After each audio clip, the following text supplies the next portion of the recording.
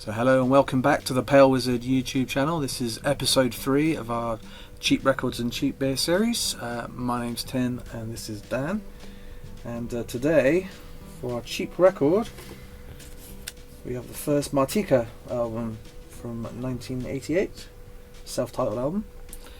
And our cheap beer, it's going to be Jubel Beer, cut with peach. So the rules for this series of videos, if you just want to run through that, Dan. Yeah, so we take turns. Tim's picked this record today. How much did you pay for the record? I think it was £4 on Record Fair. So yeah, anything for less than £5. Beers, anything for less than £2.50. How much was the beer? That one was £1.75. And where was that from? That's from Sainsbury's. Jubel. That was at the nectar price, actually, so technically it was a little bit more. Oh, well, yeah, that's alright. But I paid with the nectar price, £1.75, so... Not bad. So I've never had this small before. can, obviously. Yeah. It's a seriously good beer for unserious people. Those sayings kind of just don't mean anything, do they? They don't really, do they? Session lager, 4%. A lively lager that packs a fruity punch. Now I don't usually like things like this. This is almost like a cidery kind of thing, isn't it? With cut with fruit, like they do with the popular ciders. Kind of like a novelty beer, isn't it? It is, yeah. However, I have had some really nice ones. It does sound refreshing from reading about it, but Does it have ingredients on it? Contains malted barley.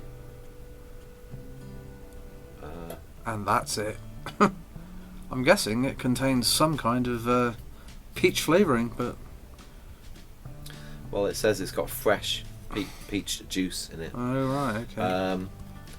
You know, at some point, don't you think it would be good if they actually had to put ingredients on the cans? Yeah. Because obviously, exactly. I mentioned the German purity law for the German beer we had. Yeah. Well, it was brewed according to that. I think it was actually brewed in France, that beer. Yeah. But that's quite good, isn't it? Because you know exactly what's in the bottle. Exactly, yeah, yeah. So with this, you just don't know. I haven't heard of Jubel. Nor have I, no. Let's, well, let's pour it out give it a go, shall we?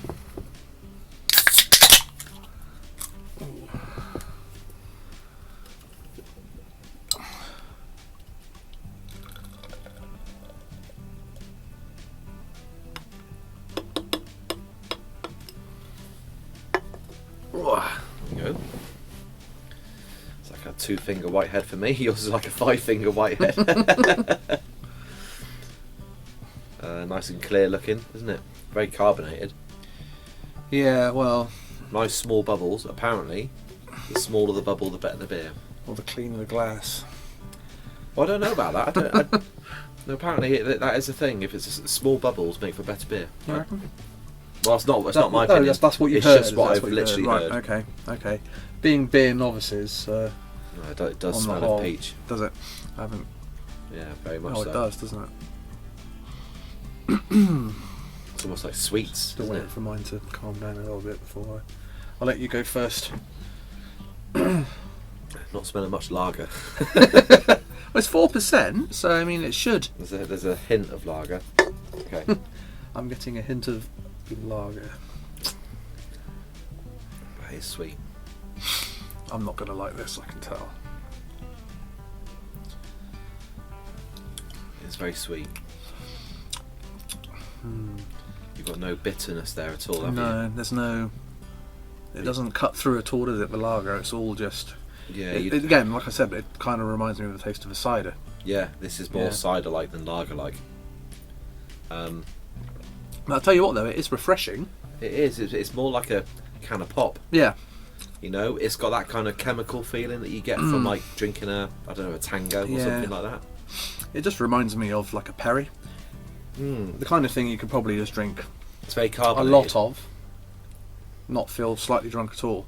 I wouldn't want to drink a lot of that. And I think then- I'd feel... Yeah, and then just suddenly just feel completely blotto. Because it's not weak. Yeah, I'm not feeling that.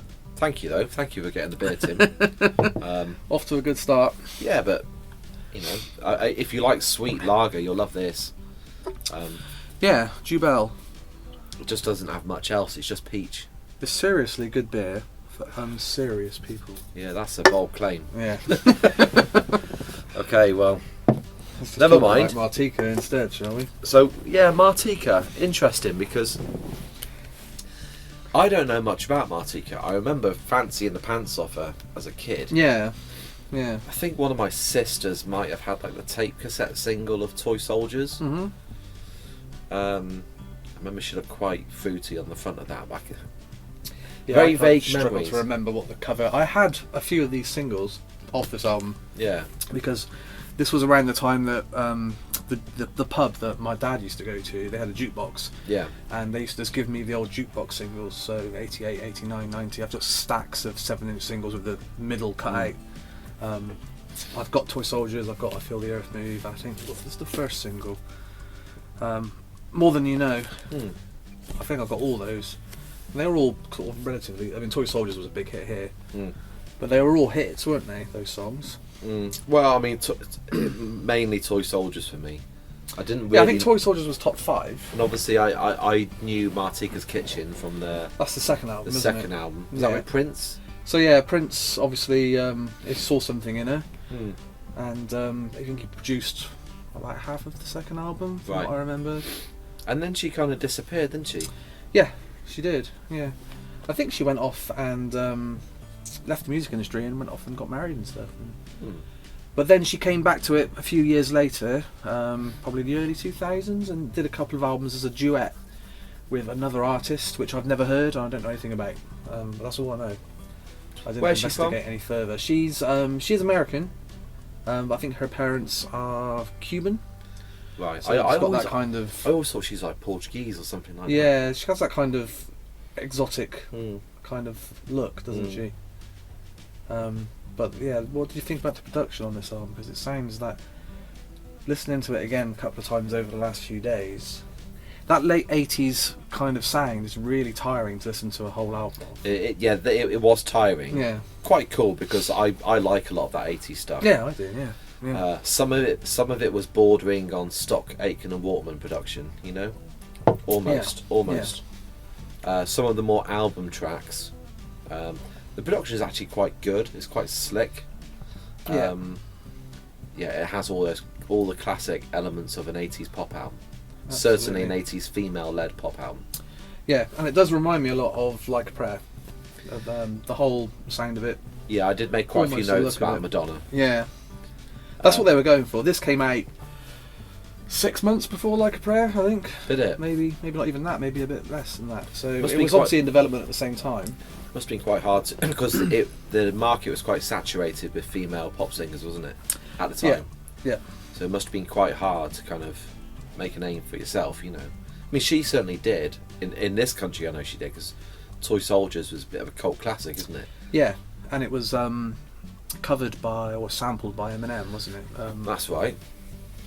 What album was that on? Don't know much about Eminem Mm. other than the first 2 albums. Mm. I kind of gave up after the first 2 albums of Eminem. Right. I think it's later than that, but I remember hearing it in the charts, and I think she sang. I think she re-sang the chorus for it. Oh, did she? Yeah, it wasn't a sample, as far as I can remember. I know she did. She's done some kind of 80s reunited kind of tours in I Australia. think they all have, haven't they? All these Yeah. artists. Yeah. That would have been quite cool to have seen her do Yeah, that. I wonder if she can still pull it off, because the vocals on this are really strong. She's one of those, one of those artists. You think, what happened to Martika? You know. I'm sure there's an episode of like a VH1 What Happened to Martika somewhere out there that we could probably find on YouTube. Good singer. Yeah, I think she's a great singer. Yeah. And I made some notes I found when I was sort of researching about the album that Can I have a look? My Vitriol covered Toy Soldiers. Did they? Do you remember My Vitriol? I do. Very, very well. Saw them a bunch of times. In 2007. And also the power metal band Sonata Arctica have covered it quite recently this year. Really? So that might be interesting. Whether it would be any good, Yeah. I don't know. But They did a load of Metallica covers, didn't they? That band. was that them that did that? All those power metal bands kind of merge into one. Yeah, maybe. For me for a while. Yes. Yeah, My Vitriol. I'd like to hear that.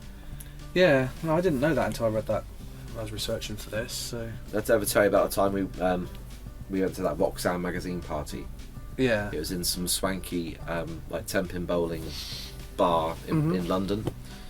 It was for their 100th issue, I think it was, and obviously I was in a band at the time that were doing alright.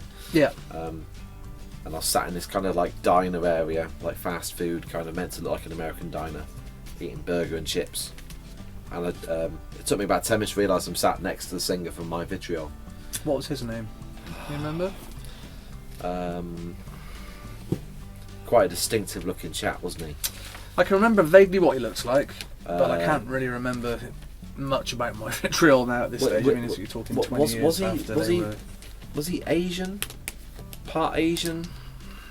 He had quite a kind of obviously quite a dark complexion, and he was I'm sure this is the same guy. Give me a sec. Let me do a Google search. I don't know why we're going off on a tangent, but yeah. Well, it is relevant. He was a good vocalist, yeah, actually. Yeah. 5 minutes later. Singer and guitarist Som Wardner. Som Wardner. I would never have got that. Yeah, that's him. Oh yeah, yeah. Almost has like an Indian. Yeah, he does look, doesn't he? He does look that kind of heritage, doesn't he? Very he's always very dapper the way he dressed. Yeah. Did you speak to him? Yeah, I said, "Oh, you're the guy from My Vitriol." Yeah. I was drunk, very drunk. Yeah. He's actually very nice. Did you say, I reckon in about 20 years' time I'm going to struggle to remember your name whilst talking about Martika. I didn't know his name then, to be honest. But and he went, oh, Martika, and went off and covered. But they had some success, didn't they, My Vitriol? They did, yeah. But there was a lot of those type of bands at the time, wasn't there? So it they was were kind of quite struggling. a busy scene, wasn't it, at that point? It was. Yeah. Yeah. And they didn't have that sort of extra thing to break through, I think, to the mainstream, which was a bit of a shame for a lot them. of those bands like JJ72 and Oh God, yeah. They were really young when they started out. Yeah. In Me, yeah. And the Bath Pavilion debacle. yeah. Won't talk about that. Let's not talk about that, no. Yeah, I've got a few notes. Well then, let me know what you think. Let's have a the opening track, If You're Tarzan, I'm Jane, is pure cheese. It's great. Yeah. It's great. Yeah. The music reminds me a little bit of Level 42 on that. Okay. Well, it's kind of like sophisti-poppy kind of sound, yeah. Yeah. And I love Cross My Heart. Yeah, it's a good tune. That sounds quite a lot like Madonna, that one. Mm-hmm, yeah. That sounds like sort of True Blue era Madonna to me. I wasn't that bothered about More Than You Know, the third track. More Than You Know. That was the first single, I think. Didn't really do much for me, that. I love Toy Soldiers, obviously. Yeah, that's but the best thing on here by a considerable. Also reminds me of the Lost Boys. Yeah, it would have been great on the Lost Boys soundtrack, wouldn't it? It's it's that kind of sound, isn't it? And obviously it came out. What was the song from the Lost Boys? The Cry Little Sister. Yeah, song. It sounds a little bit like that. Yeah, it's that kind of thing. So that would have fitted on that soundtrack perfectly. So I wouldn't be surprised if they were influenced by that writing. Yeah. Was the song about drug addiction? Toy Soldiers is apparently so. Yeah. Yeah. Although I think you can kind of appropriate the lyrics how you want. They're not that specific, are they? But I think she said that a friend of hers was struggling with drug addiction, hence the reason that she wrote it. The track You Got Me Into This reminded me of Janet Jackson. A little bit 5-star. It's not the best song now. I'm not too keen on the Carole King song, I Feel the Earth Move. I like that. Yeah. I prefer the original. Yeah, the originals. This is very much of its time. This kind of sounding version, isn't it? That's the one that made me think of Stop Aiken and Waterman. Yeah, it would sort of be the kind of thing they would have done for a Kylie album around this time. Wouldn't it? Yeah. Sanita. They thought of it. Water, I liked. Mm-hmm. It's really cool percussion on that one. And there's some like Spanish lyrics and stuff. Yes. Water, isn't there? Yeah. It's Not What You're Doing. Yeah, the album tails off after Water for me. The rest of it is a bit. That See If I Care is quite a catchy number, but yeah, it does kind of drop off. Side one's definitely the stronger side. Yeah, agreed. So, did she? Am I right in thinking she made her name on a kids' TV show? Yeah, she was an actress on. What was the name of it? I didn't write it down. Was it a child actress? A USA? Yeah, an American sort of kids not TV something show. we would have watched. No, and I think that's the kids singing on Oh, it's not good. The kids singing on the chorus of Toy Soldiers are including those Oh, is four it? actors Is it? that she worked with back then. Oh, Apparently right. so, yeah. Right. Which is quite cool, Oh, right. I guess. Yeah, the name escapes me of the show, but again, it's something that would never have been broadcast over here, as far as I know. Yeah. Like a Sesame Street kind of thing, by the Mm. sound of it. But yeah. But was there a reason she decided after the second album just to pack it in? I don't know whether or not, maybe didn't get the success that she thought she might have got working with Prince. Was it and not stuff. a big hit, the second It album? wasn't as big a hit, was it? I think Martika's Kitchen was a single. There was another single that Prince. What was that called? The other single. Martika's Kitchen was a big hit, wasn't it? It was, yeah. But I don't think it sort of pushed her through as much as they wanted, and she kind of had enough at that point, I think. Mm. Which is understandable. Yeah, the music industry can be bad. Indeed. Yeah, but it's a good solid album, I think, and Yeah, I enjoyed listening to it. £4 well spent. It's a nice, it's a £4. nice clean vinyl copy. It's a good copy, that. Got the hype sticker. Yeah, very nice. Mm. Well done. Okay, well, if you like what you heard today, Yeah. tune in next time for another episode of Cheap Records and Cheap Beer. Thanks for watching.